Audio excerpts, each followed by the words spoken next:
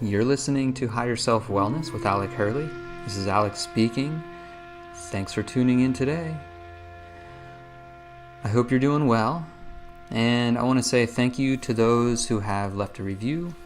I really appreciate that. I value your time. I know it's important, and so nothing but gratitude and appreciation for you taking that time to support the show. If you're new, welcome. If you're returning, welcome back. And I hope you had a chance to listen to the last episode where I spoke of inspiration and connecting to helping spirits. And these are a couple of shows that I'm going to do back to back that are just kind of going towards questions that I've been being asked lately. And so I'm addressing those questions here because this is a very, easy way to address questions. So I get questions a lot, and I like questions because they invite me to go deeper into not only just finding the answers, but into myself as to okay, what else is there for me to explore? What else is there for me to learn? What else is there for me to get curious about? Because we're all on this path of, learning as we go through life. None of us have it all figured out. I certainly don't. And the more curious we can get about learning how to do things in a different way and how to take a different approach, then the more we open up our capacity to really experience life. So today I want to talk a little bit about sacred space. What is it? Well, it can be an adjective, it can be a noun, but sacred space is, actually I don't know if it can be an adjective, but sacred is the adjective, space is the noun. There we go, got it right, grammar. All right, sacred space is any space that has been dedicated to a sacred practice. And so sacred, right? It's regarded with reverence, with respect, with awe. A lot of times it can be in connection with a religious or holy experience or sense of holiness. But if we go back into what is holy, then that is wholesome, connected, in connection with the interconnectedness within everything, right? Being able to sense the subtle. And by being able to sense the subtle, it is a direct connection with spirit, of being an inspiration. So a sacred space, in a sense, is dedicating a space or area for the purpose of deepening a spiritual connection or a holy connection or a connection with divine, regarded with reverence. So why is this important? Well, it can serve as an anchor for us. And if we have a space where we come to daily, and we can anchor ourselves into that of the divine, to that of spirit, and deepen our connection with spirit, and to stay more so in this state of inspiration. And so when we show up to this sacred space, we can enter into a state of inspiration. We enter into a state of connection and collaboration with that of the sacred, with that of the connected, with that of the subtle. And so an emphasis on sacred space, it's pretty much found in the religions from around the world. Right as I said that, my door actually opened, which is interesting. So we might get some background noise here, but that's okay. And the name for the sacred space changes according to the faith, right? There's churches, there's mosques, synagogues, sanctuaries, temples, even nature can be designated as a sacred space. But most importantly, it's a place where people can encounter the divine in a unique way, in a special way, and in a powerful way. So first, I want to invite in a question, what is that for you? What is the divine for you? What is that of sacred for you? What does spirit mean to you? And so creating a sacred space, I want to talk a little bit about like kind of what the importance is behind that.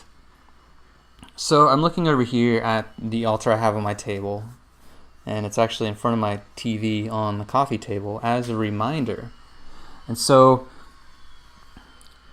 the importance of it is like it's there as a reminder that there is something beyond like what we experience here, what is beyond what we can perceive here, beyond our five senses. Because we're very limited here with our main five senses. Yes, we can do a lot of work to hone in and attune our extrasensory ability. But a sacred space can be an anchor.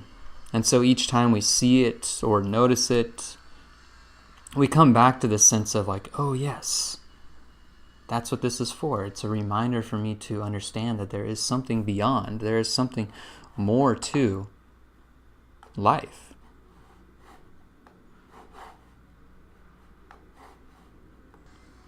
And so an interesting thing about these different spaces, especially the ones that are associated with different religious practices, is that even no matter what, if you believe or follow a specific religion or not, it doesn't really matter. But when you go into these places, into these churches and mosques and synagogues and sanctuaries and temples, they hold a different vibration.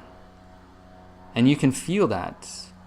Right? You can walk into these places and feel there's a sense of sacred intention behind it. And you can almost feel uplifted, even if you don't align or agree with a specific religious practice. But I've noticed myself when I enter into these places that they have this sense of uplifting. They can uplift myself. And it also draws my attention and my awareness to that of connection, to that of the subtle, to that of the space within my heart, to that of the unchanging. And what is cool about these places and how and why they hold that energy is because people show up to them and people come in there with their intentions to connect with the divine or that of the holy or that of the sacred, that of beyond. And they come in with the intention to connect. And that's the power of our intention. When we show up with an intention to connect, over time, that energy builds. And it's a process of feeding and nurturing. It's a process of feeding these spaces with our energy, with our intention, and nurturing it by coming back to it often. So having a sacred space is a great place to set intentions. And they can act as almost like an antenna, right? They can act as this portal, without getting too far out there, for sending and receiving information, energy. And so when we have one of these spaces in our house, and I'll get into a little bit about like how to do that, we can have this sacred space within our house that becomes a portal, that becomes a space that we come to connect with the divine, to come and respect that of life and that of the subtle interconnectedness. We can come back to the wholeness.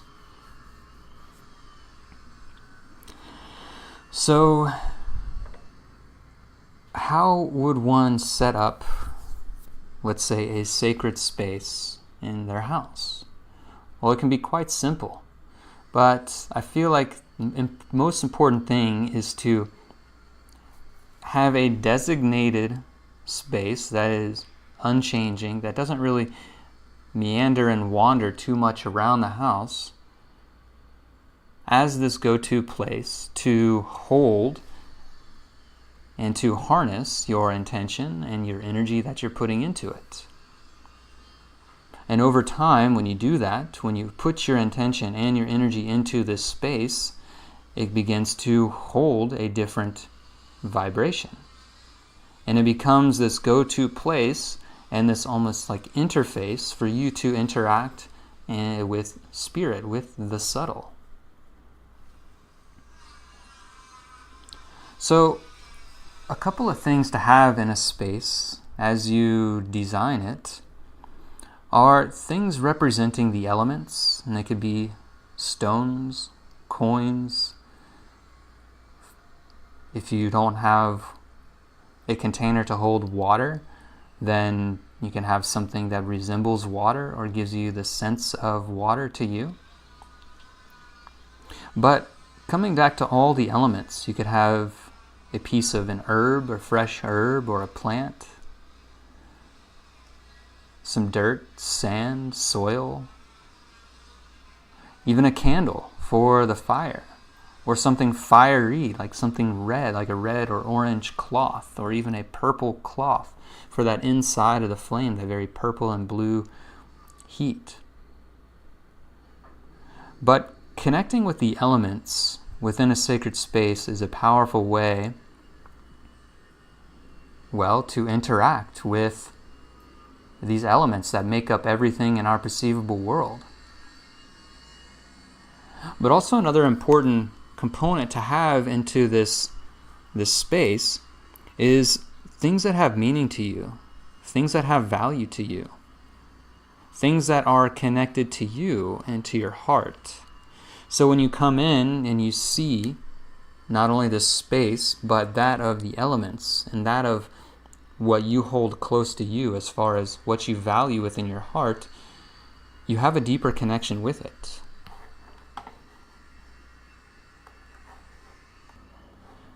So the more we show up into these spaces that we designate as sacred or divine, or a place of prayer even, or a place of, well, reverence, they can become our interface for interacting with our helping spirits. And if you listen to the last show about establishing and deepening a connection with your helping spirits and guides, then your sacred space can be a great interface to come in for your meditation or for your prayer, and to ask for guidance and to ask for connection, or ask questions about what it is that is, well, challenging to you, what it is that is in your next phase, maybe a next step you need to take.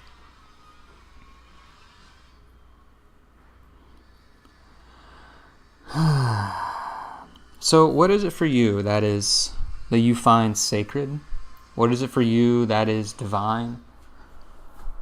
What do you regard as, or with reverence, holiness, wholeness, connectedness?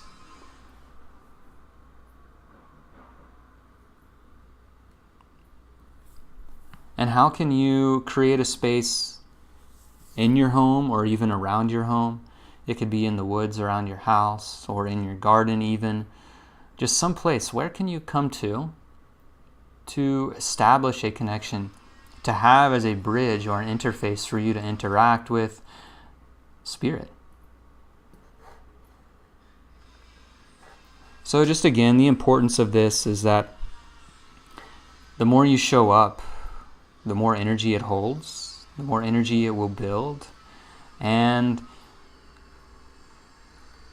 the easier it is for your intentions and your energy and your questions to be sent out into the ether and to come back to you in a unique way.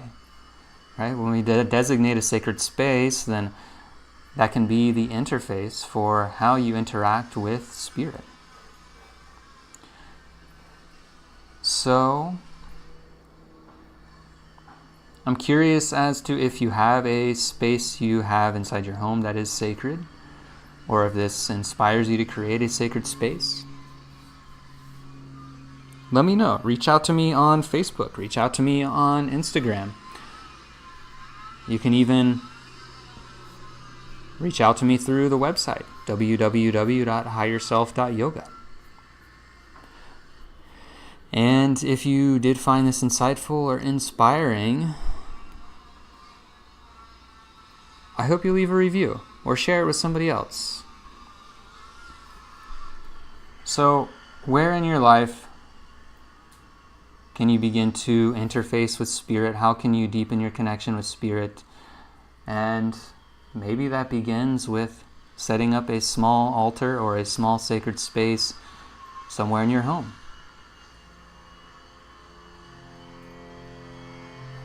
Most importantly, thanks for tuning in, and I hope that this finds you in the best way. I hope that this supports you along your path, and I hope this inspires you to support yourself in the ways that you need. Thanks for taking the time to listen. Take care. Much love to you.